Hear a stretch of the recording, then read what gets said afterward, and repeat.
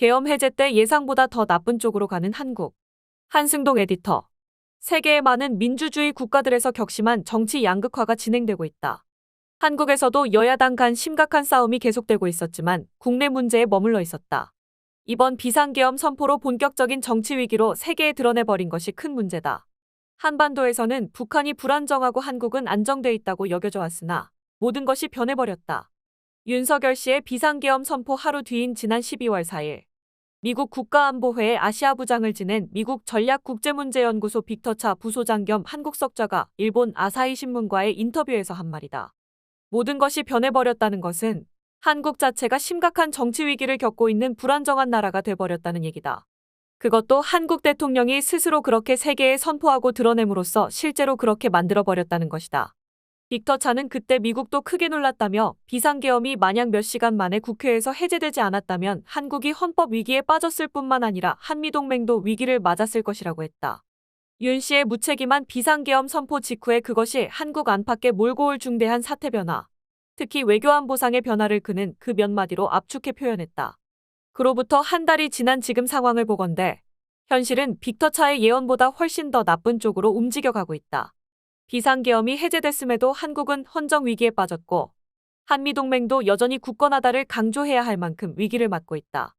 한국이 하루아침에 불안정한 나라가 돼버렸다는 것은 윤 씨의 비상계엄 선포 뒤 이어지고 있는 환율 상승, 주가 하락, 소비 정체 가속 조짐 등 몇 가지 심상찮은 경제 지표들로도 확인된다. 2주 뒤 시작되는 도널드 트럼프 차기 미국 대통령 정부가 파생시킬 것으로 예측되는 중대한 국제안보 및 경제 변화에 한국이 제대로 대비태세도 갖추지 못한 채 사실상 손 놓고 있을 수밖에 없게 된 것도 그렇다. 빅터 차는 심지어 지금 한미일 동맹의 진짜 가장 큰 변수는 20일 취임하는 도널드 트럼프 차기 대통령이란 말까지 했다. 그런데도 속수무책이다. 일본과 중국은 한국 내 변화 상황을 시시각각 주시하며 다음 수를 계산하고 있다. 그들을 바라볼 겨를도 없는 한국을 그들은 손바닥 보듯 들여다보고 있다. 모두 윤 씨의 비상계엄 선포 이후 벌어진 일이다. 그 인터뷰에서 빅터 차는 그나마 국회가 비상계엄 해제 결의안을 야당 의원들과 여당 의원 일부가 만장일치로 가결한 것을 한국의 민주주의가 제 기능을 한 것으로 평가하면서 그 덕에 한국 헌법과 한미동맹이 위기에 처하는 최악의 상황은 피했다고 안도했다. 12월 14일에는 여당 국힘당의 조직적인 방해에도 대통령 탄핵소추안도 가결되고 윤 씨는 대통령 직무를 정지당했다. 하지만 그럼에도 한국 상황은 빅터 차가 생각한 것보다 훨씬 좋지 않은 방향으로 나아가고 있다. 대통령 직무를 정지당했다는 윤 씨는 한남동 관저에 칩거하면서 대통령으로서의 권한을 여전히 행사하고 있다. 공수처 수사관들이 들고 간 합법적 체포 영장 집행을 관저를 지키는 대통령 경호처가 거부한 것은 윤 씨의 지시에 따른 것으로 볼 수밖에 없다.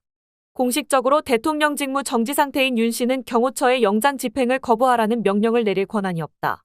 수도방위사령부에서 파견된 지원부대로 구성된 경호대원들은 파견된 뒤에는 수도방위사령관 지휘에서 벗어난다. 대통령이 직무정지 상태이므로 그 지휘권은 대통령 권한 대행에게 있고 지금은 최상목 대행에게 있다.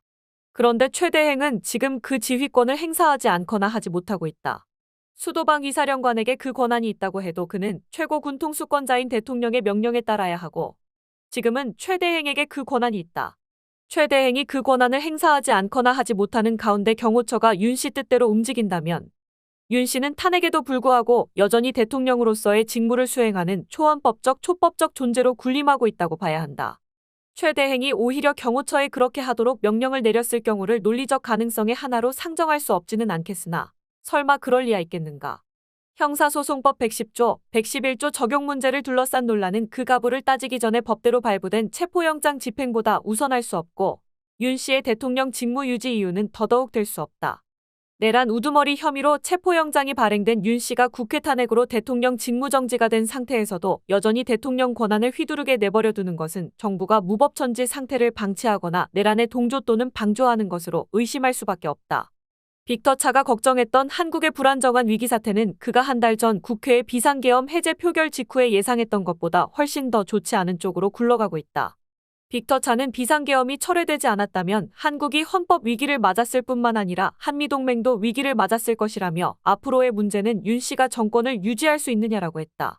계엄 해제를 당한 윤 씨 정권 지속 가능성은 숱한 내란죄 관련 증언과 물증들까지 쏟아져 나온 지금은 이미 물 건너갔다. 그럼에도 그가 계속 집권을 고집할 경우 사태는 걷잡을 수 없이 악화될 가능성이 높다. 최 대행은 헌법재판관 임명도 국회 합의대로 하지 않았다. 기득권에 집착하는 집권당은 노골적으로 대통령 편을 들면서 근거 없는 선거 부정론을 퍼뜨리며 윤 씨의 계엄 선포를 옹호하는 극우 음모론자들과 손잡고 민심을 교란하고 있고, 주류 언론 매체들은 눈치를 보면서도 여전히 시대전환의 발목을 잡고 있다. 이들은 야당을 반국가 세력으로 몰며 계엄 선포를 야당 탓으로 돌리는 대통령의 천박한 거짓말을 제대로 논박할 생각조차 없어 보인다. 정부가 제 역할을 하지 않거나 못할 경우 국민적 요구와 충돌하면서 무정부적인 혁명적 상황 전개를 걱정해야 할지도 모른다. 임기 종료 2주일을 앞두고 5일 방한한 토니 블링컨 미국 국무장관이 무슨 얘기를 했을지 궁금하지만, 미국 정권 교체를 앞둔 그의 고별 방한이 사태 전개에 어떤 영향을 끼칠 수 있을까? 게다가 2주 뒤면 빅터 차가 한미동맹의 가장 큰 위험 변수라며 걱정한 바로 그 트럼프 2.0이 시작되는데, 한국은 나라의 최종 지휘권 일부를 여전히 내란 수괴 혐의자에게 맡겨놓고 있다.